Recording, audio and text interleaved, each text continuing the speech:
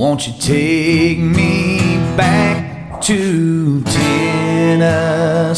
The award-winning Tennessee WildCast is on the air with the latest info about hunting, fishing, boating, wildlife watching, and all things outdoors. This episode is brought to you by GSM Outdoors, whose vision is to preserve the sportsman's legacy, fuel innovation, and enable the next generation of outdoor enthusiasts. Think outside. That's where you'll find us. Now, make welcome your host, Jason Harmon. Hello, everybody, and welcome to this edition of Tennessee WildCast. We're glad you're tuning in. Thanks for watching. Thanks for listening. We got a great show lined up for you today. We are again at the Rube Ray Memorial Clubhouse here on Ames. I'm going to stop right there because I just learned that there's a new title for this property here. In the field trial world, we will forever be known as Ames Plantation. But we're actually have a new title. Ames AgResearch and Education Center. There you go. Ames AgResearch and Education Center. And that's the voice of Matt Backus. He's the Center Director.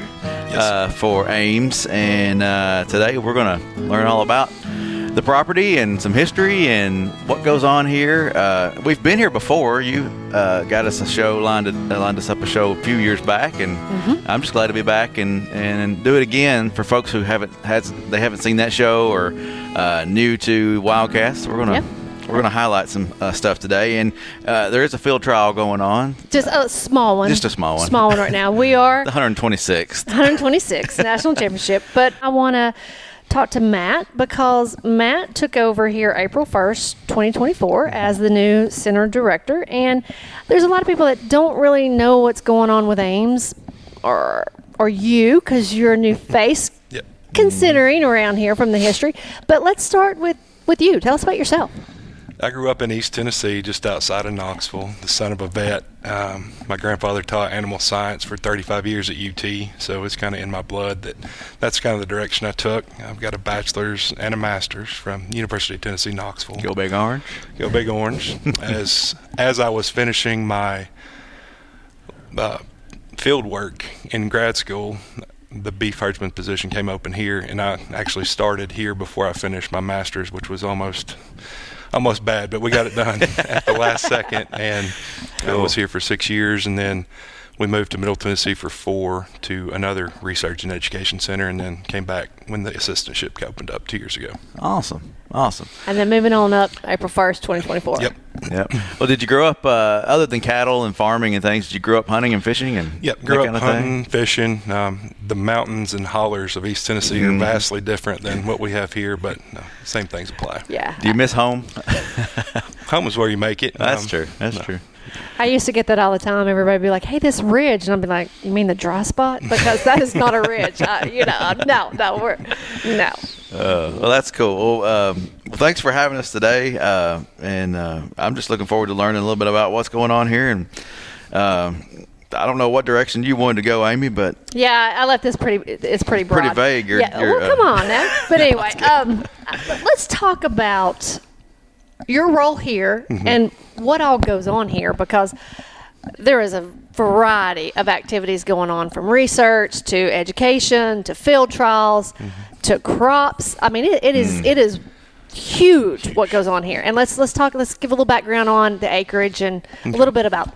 It's a little over 13,000 acres today. I like to tell people that I've got 3 bosses. I've got our board of trustees, we'll talk about in a minute. I've got my UT bosses, and then the field trial is basically another boss. So in and among that, we got 14 regular employees that we keep full time, just trying to keep them busy with research and education and farming. That's our main source of income, is farming. But we've got turkey hunting club, a deer hunting club, and all the research associated with that. CWD research has been big here lately. Cattle, we do some research with them, and a lot of variety testing in the row crops, as well as some fertility work with the different corn, cotton, and soybeans. But going back to the board of trustees, just a brief history, because being over 100 years old, we can spend a whole episode talking about how this was formed. But Mr. Ames bought up to 18,000 acres in the early 1900s, and this was his winter retreat. This is where he liked to go and hunt, basically. He would entertain, and that's all it was. When he died, he left it to his wife. They didn't have any kids because her grandmother passed when she was giving birth, and her mother passed when she was giving birth to her. So he found out real quick that kids weren't for her. So she had the forethought to set it up in a trust for the perpetuity of the national championship, as well as we take liberties now, but it says for the benefit of the boys of the College of Agriculture at the University of Tennessee. Truth be told, we have more girls that come through here nowadays. That's kind of how it was set up. So we've got a board of trustees. There's 3 on the board that make all the major decisions, and we cooperate heavily with UT day in and day out. Can you elaborate on some of the hunting clubs and things like that? That's pretty cool. I don't guess I realized that was happening out here. Sure. They back before CWD hit, it was probably the premier QDM club in the Southeast. Oh, okay. Yeah. And we've kind of changed from QDM to just above basic hunter harvesting. It's a different kind of hunter, where it used to be probably trophy. You're more dads and sons coming out just to get out of Memphis or the greater Memphis area.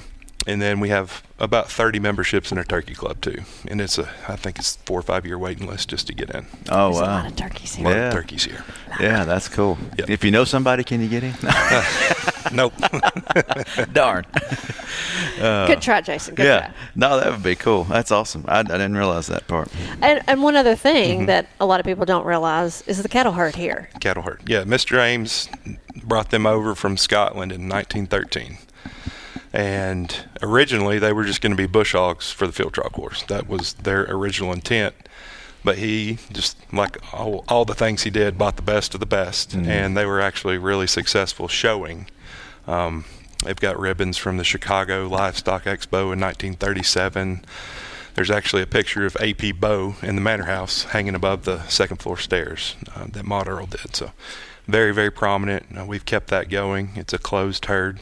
Do strictly artificial insemination for breeding, so we keep all of our own stuff. So. And it is the second oldest herd. Second oldest Angus herd in the whole country. Yep. Wow, that's very cool.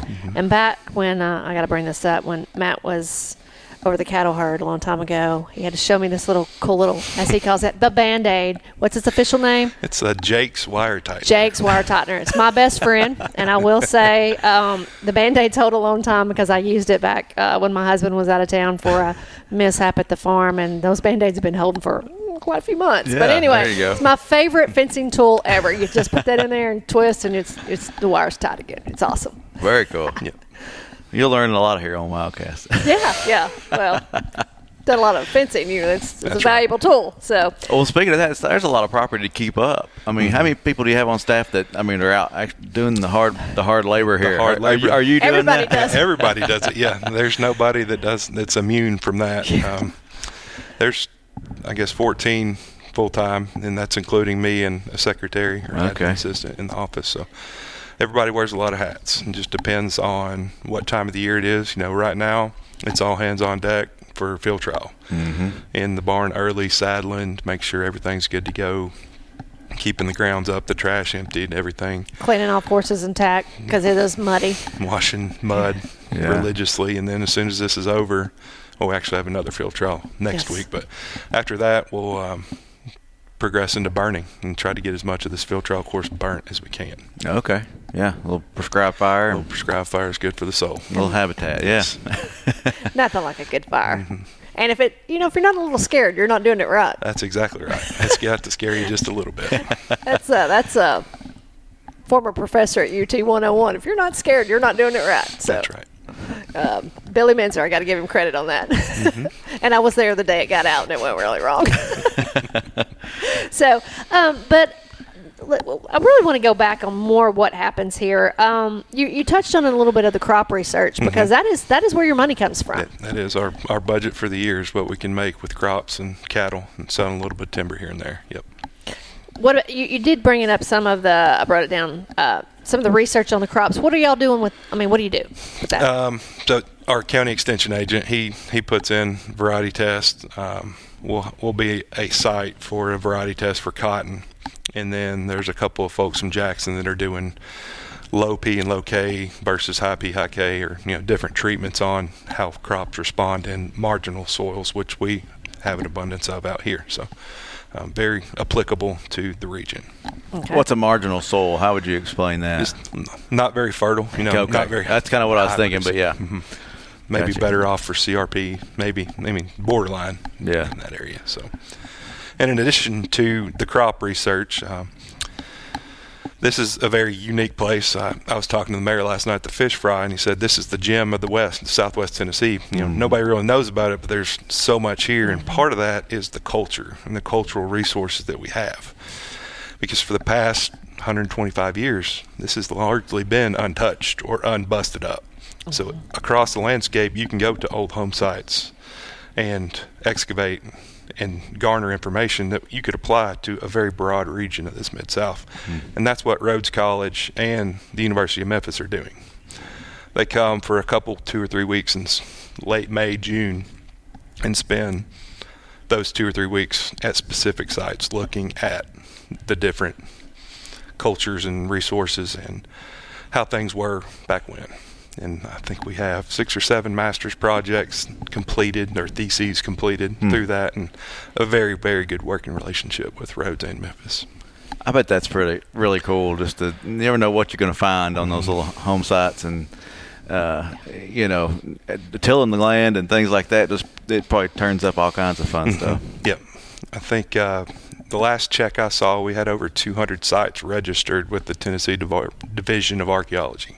Wow, that's pretty impressive. Yes. What's one of the most cool things that's been found out here? Can you share any of that kind of stuff?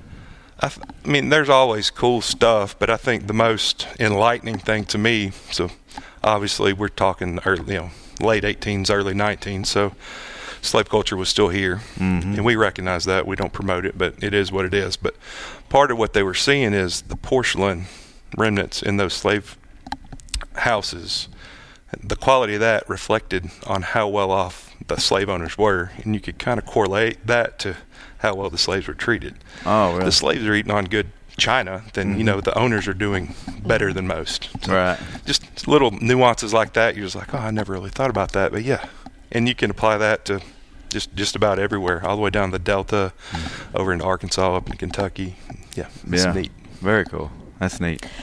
One thing else about Ames that a lot of people don't realize, the house that's still here, and the brick stables. Can you touch on those just a little bit? Because that's I just love them every time. I'm always in awe. But anyway.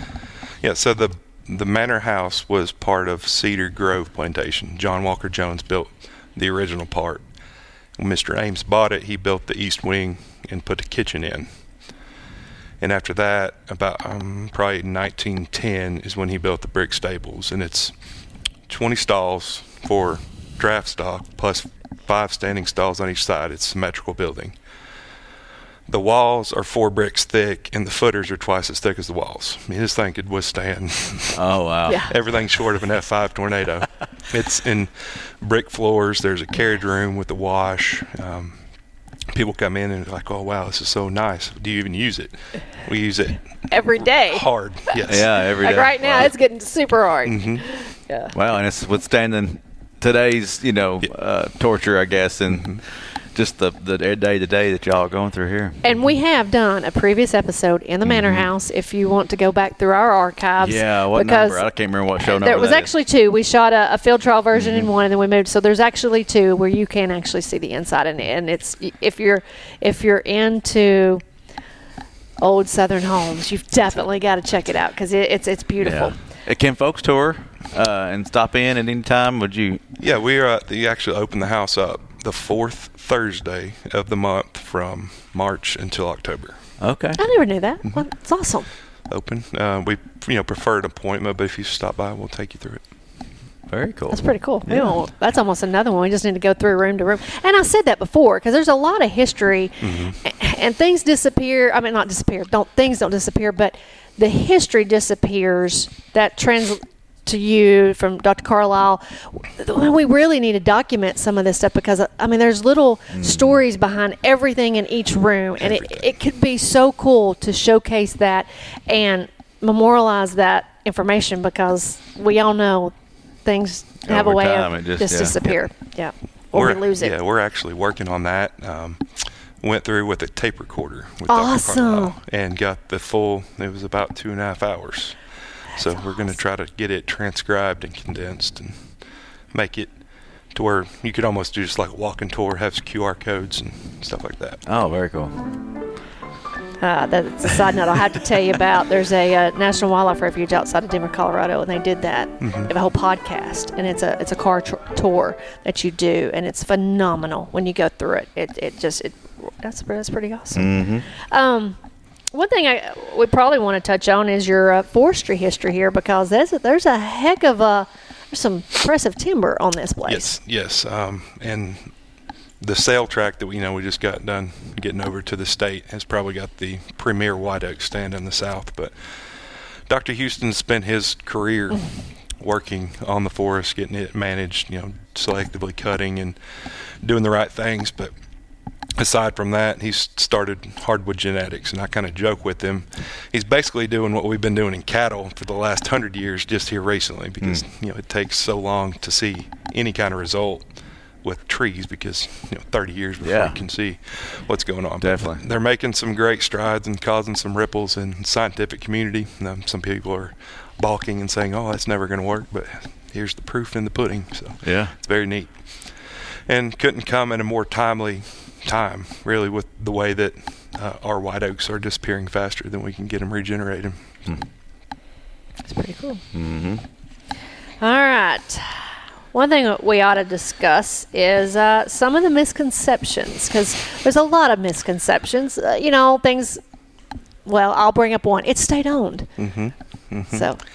Yes, there are. I probably get that question or comment at least once a year. Yeah. Oh, state owns that, don't they? Or y'all run by UT, right?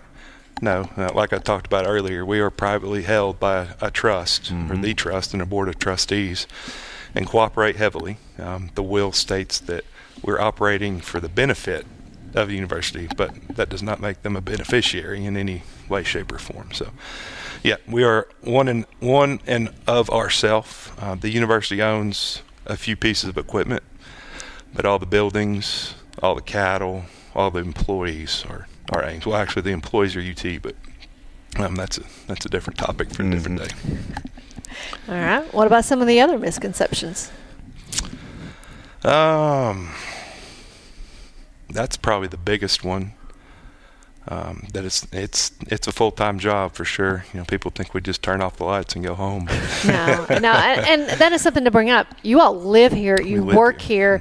Oh, you get to live on the property. Oh, yeah. Oh, cool. Yeah, that's right neat. in the middle of it. So the only way to get off call is to get out of the area code. Yeah, you need to be out of town, or because something's going to go wrong, and you're getting a phone call and you're responding, and in itself, people just look at it. This is a working farm. I mean, it's every day somebody's taking care of the cattle, taking care of the horses. Explain some of that. Yeah, so like I talked about earlier, it's just kind of allocating your resources when you need to get things done.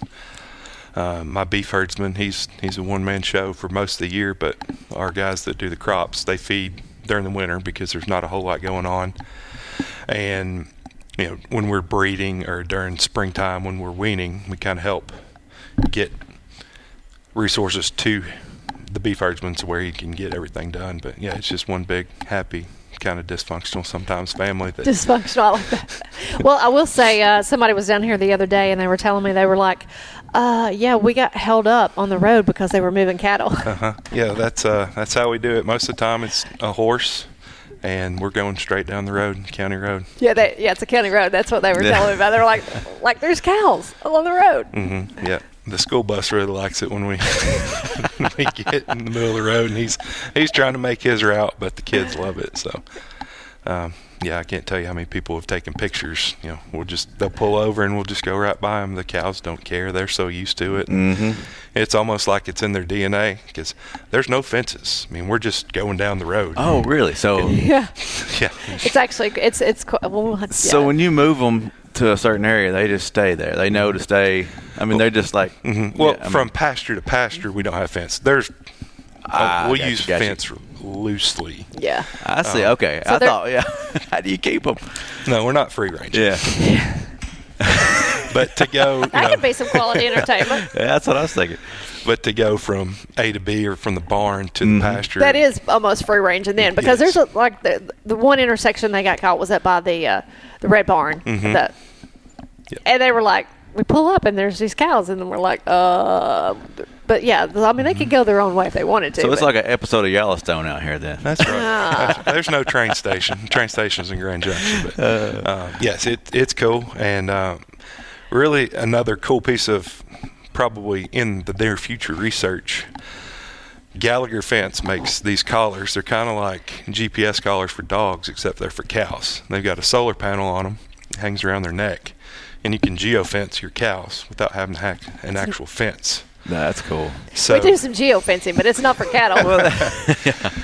kind of the perfect segue into what's coming down the pipe on our field trial courses is our partnership with Tall Timbers. And instead of trying to get in there with bush hogs and tractors and everything, we're going to try to use those cows as Mr. Ames had originally intended. There you go. Ooh, we're going to have to redo some fencing. Some areas. No, I mean that is the fence. Like you train them. Yeah. That's right. They stay inside that. But I was thinking of Mr. Ames's fence that he has everywhere around here. Oh yeah. And that's quite the entertainment because It just shows it up. can be challenging when you're scouting and you're cutting through somewhere and you're like, whoa, there's a lot of fence there. Yeah, you can't jump out of That is a pretty interesting concept of just geofencing a shot collar basically with the cows. So it's similar to a dog shot collar, I guess, that keeps them in your their fenced-in perimeter. yard, yeah. And this is, I guess they've got the smart technology where if the cow gets chased out by a coyote of the fence, it'll just move the boundary and over time move it back in, kind of corral it back in. So it's really neat. I think we could get some pretty good research. And it kind of hits on the research that was in my master's project. We had a young lady with Forestry and Wildlife that put out real quail eggs in our native warm season grass pastures that we were grazing. It didn't work that great because we tied an orange ribbon at every nest, and cows are really curious. So, Whoops. Whoops. But yes, it's going to be pretty cool. I'm looking forward to that. Yeah, that's really cool. Cool technology. Any other On the upcoming cutting edge, research projects coming up? We're working on some different crop stuff, but that's just in the infancy, and a couple of grasses. But when our Tall Timbers folks get here, I think their main objective is to apply research to every management technique that they do. So we will get some papers flying out here. Yeah, and that's going to be another future down the road show. I promise we're gonna definitely have some discussions with them and probably with you again because we'll have to get you in. Yeah, could you elaborate any more on Tall Timbers? Yeah, just kind of what's getting ready to happen here. Yeah, kind of. Yeah, so there's a donor down in Florida, and I guess he got it together with a group of his friends, and they decided that if we were going to run the national championship at Ames, it should be back on wild birds just for the prestige. Yeah. 25 years ago, we did have wild birds. We had about a bird to the acre, and through a series of unfortunate events, whatever happened, and they went to a pre-release program. But we kind of want to shift away from that and get back to wild birds, but it's just going to be a major habitat improvement. On that landscape, you can imagine every 50th tree we're going to keep, and the rest of them are going to go away. So just switch from a hardwood forest back to a grassland or a savanna. Yeah. And some big fires in the future. Large fires, and that is what they use. Once we get into a quote unquote maintenance mode, we use prescribed fire to maintain the field trial course. And there's going to be a little bit of a change in how the national will be run during those couple of years. Care to elaborate on that a little bit for people? So we felt collectively that the afternoon course had more low-hanging fruit in terms of being able to do more quickly in terms of habitat restoration. So they're going to start on it just as soon as that next field trial is over, starting burning and then timber removal. But for the next, we'll say 3 to 4 years, we'll be running all field trials just on the morning course. So we'll have 3 1-hour courses plus the national's just a 3-hour course. And then after that, we'll flip-flop it to the, We'll flip-flop. If you're familiar with Sedgefield Plantation, that's similar kind of. how they did it down there. And that's I missed out on that running down there. I was, pregnant at that time, so I missed running there. But my husband's been there, and that's another Fairchild destination that is highly sought after to go to. So it's most of them are down there right now because it's going on. Yep, it is going on. Anything specific that you want to bring up while we still got a couple minutes here? Nothing really comes to mind. We're grateful for the opportunity to showcase what we have. I do feel kind of like it's been long enough that we've been not really in the shadows, but not many people know, and it's mainly our own fault. Trying to be more inclusive, more open. As an East Tennessean, I never knew about this place until I moved down here, and then I'm like, I've never heard about it, and I still run into people all the time. Like I use it as a reference. I'll be like, I live near Ames, and they'll be like, what? And what's? And I'm like, so then I have to explain, and I'm like, how do we not know that there's this large of a tract of land that is still privately held and owned and one tract here? Because it's just phenomenal that this is it's a jewel. It really is that people don't realize is here. And I wouldn't have known about it if it hadn't been for what we do here, it's very cool. Yeah. And I mean, just to think about it all still being together, and you just don't find large continuous tracts like that anymore. No, you don't. You don't at all. Yep. Well, we got about 2 more minutes. What is something that you like to do when you're not here working? He doesn't get any days off. I like to spend time with my family. I've got a 5-year-old and a 2-year-old, and they're coming up, being raised in the greatest place I think they could. And honestly, that is crazy. Yeah, they got one heck of a playground. Yes.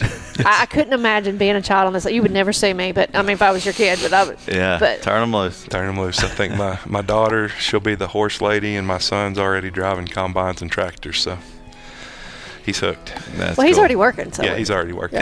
Yeah. I stopped the clock, right?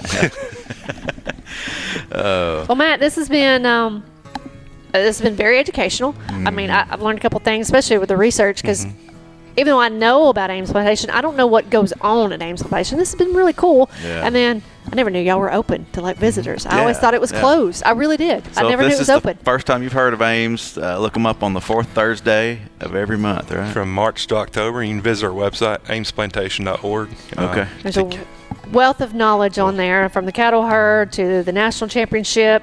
It's definitely worth exploring. Yeah.